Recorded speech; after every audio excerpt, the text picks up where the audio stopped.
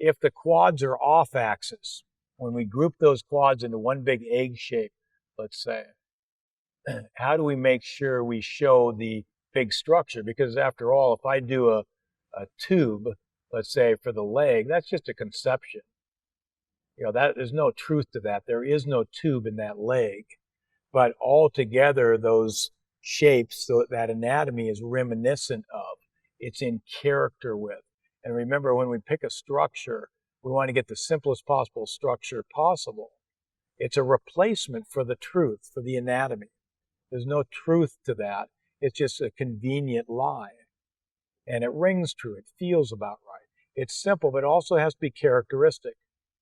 And as you add anatomy and experience to your toolbox, you're going to find, I hope you find, as you move along year after year in your studies, that you'll make ever more simple yet ever more characteristic choices.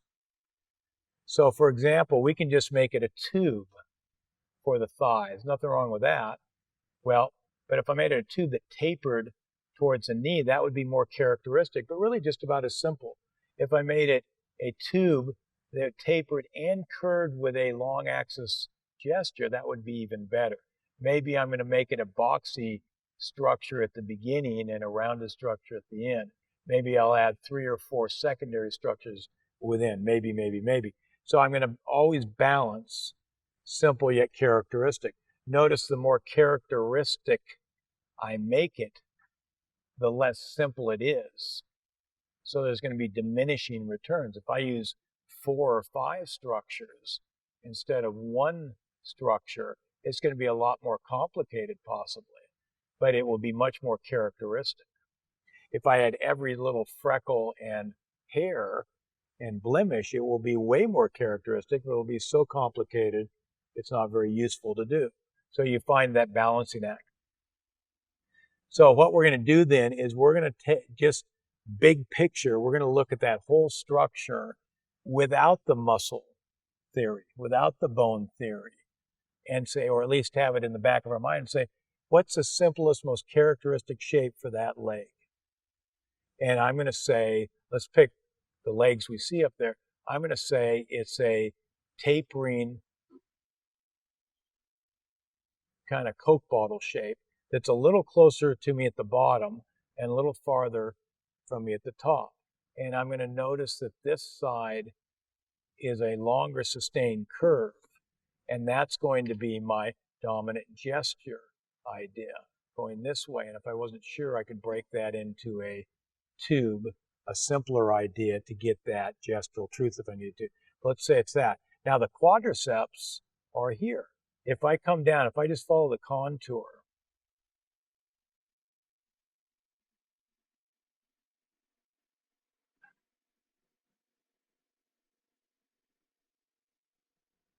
this is the the adductor group.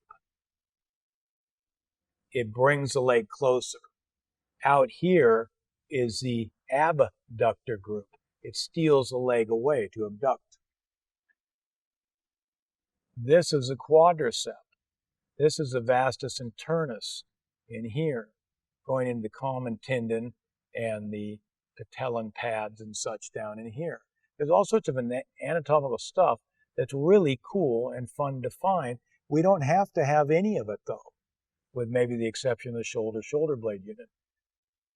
But if we do want to choose those ideas, we can still choose at these secondary truths, these more complex ideas, and just keep them structural and gestural. So I'm going to add a little egg or teardrop shape on a bigger Coke bottle or tube shape. If I want to then add my anatomical ideas to it, I can start feeling, if we can imagine it without that arm in the way, that it inserts or originates up here on the iliac crest, which could be higher, but let's just stick it there. And inserts down in the common tendon of the patella, and then goes through the patella, and we have the patellan ligament that attaches on the tibia. Okay. So this is off axis. Notice here's the axis. If we make it straight, take away the curve. There's the axis there. Here's the axis here, off axis. Now look at the wonderful thing that happens. I can make a simple secondary structure. Let's do another leg here that's even simpler version of it. I can take all that quadriceps stuff and do something that's basically that. And then I can add other shapes to it.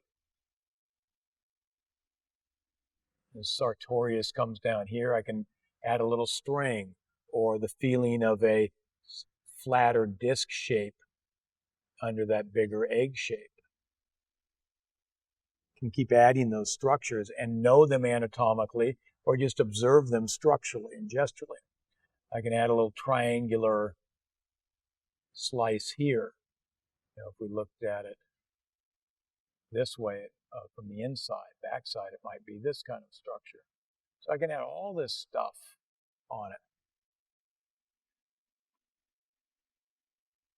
Now, if we come to the vastus internus, notice it hangs low, as we said. It hangs low. Vastus externus, it sits high.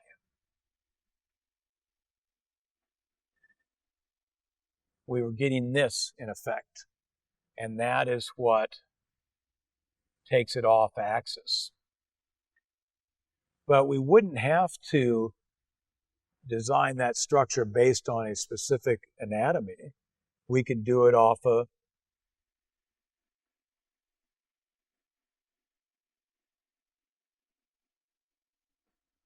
series of rhythms, just treated gesturally. There's a stretch. There's a gesture, long axis curve. There's another long axis curve. Here's the outside of the calf, the gastrocnemius and the soleus. There's a long axis curve. Here's the inside of that gastrocnemius. Notice 1, 2, 3, 4, 1, 2, 3, 4. Notice when we look to those curves, we start to get that watery quality, that wave action. We can end up making those curves based on some structural idea in any way we want, and that will do the same thing. But it can be, we can look for that high-low dynamic structurally, gesturally, or anatomically. We can look for muscles that track off axis rather than muscles that are straight on axis. We want to look for both. And as I said, this will have multiple benefits when we get those off-axis ideas. But it gives us great possibilities.